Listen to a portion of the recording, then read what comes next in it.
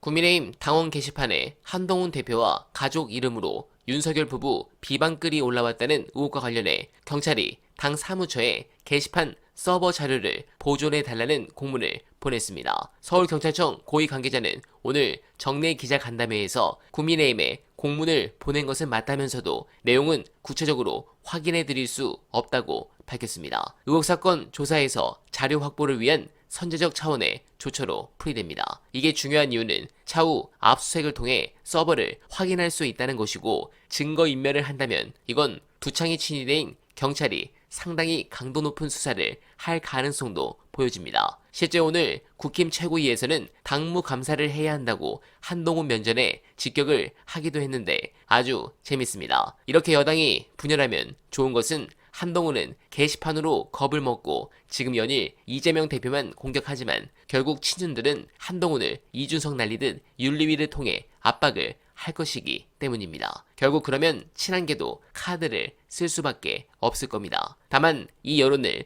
더 강하게 움직이게 하려면 민주당이 중요한 상황입니다. 중요한 영상 보시고 이어가 보겠습니다. 일단 기본적으로 선거에서 패배한 쪽에 대해서 이렇게까지 중형을 선고하는 사례는 거의 없다. 그러니까 왜냐면 공직선거법이라는 것 자체가 원래 이제 유권자들이 판단하기 어렵게 만들었었던 부분을 나중에 바로잡는 거기 때문에 지고 난 그 선거에 대해서 그렇게까지 할 필요가 없거든요. 그래서 공직선거법은 기본적으로는 이긴 쪽에서 유권자를 속여서 당선됐을 때 그거를 바로잡는 목적의 이제 선거 재판이라고 봐야 되는데, 졌는데 뭐 이런저런 얘기들 대장동에 관련된 거든 백현동에 관련된 거든 뭐가 됐든지 간에 그게 다 선거 결과에 같이 반영돼 가지고 최종적으로는 졌는데 진 쪽을 그때 선거 과정에서 했었던 발언을 가지고 다시 한번 심판한다는 거는 이건 정치적 심판에다가 사법적 심판을 더하자는 거기 때문에 이걸 이런 식으로 하는 경우는 없다는 거거든요. 이걸 벌금형 이외의 형량으로 한다는 거는 상상하기가 어렵거든요. 거꾸로 낙선시키기 위해서 상대를 뭐 악마화하거나 없는 사실을 만들어내거나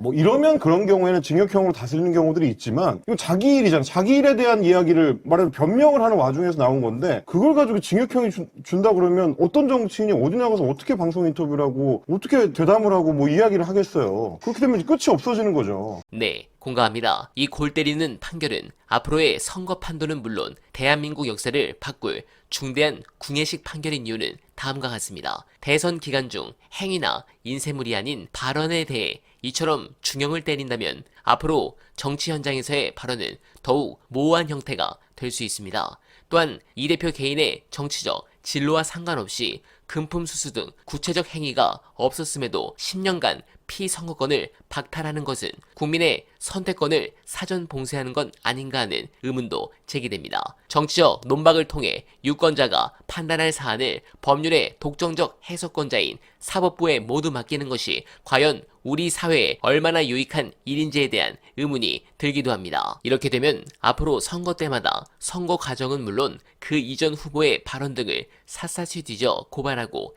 재판부가 이를 판단하는 일이 무수히 일어날 수 있습니다. 정치의 사법화입니다. 물론 명백한 행위적 위법에 대해서는 수사와 판결이 따라야 합니다만 말에 대해서 과도한 법률적 판단은 자칫 우리 사회를 정치권 바깥까지 경직되게 만드는 건 아닌가 하는 우려가 듭니다. 저는 이 판결은 대한민국 역사에 남을 절대적 오점이자 사법부까지 개혁하게 만드는 원인이 될 것이라 봅니다. 반드시 이재명 대표는 대통령의 자리로 올라가 우리 곁으로 다가올 것을 믿어 의심치 않으면서 오늘 말은 이만 인사드립니다. 여러분 고맙습니다.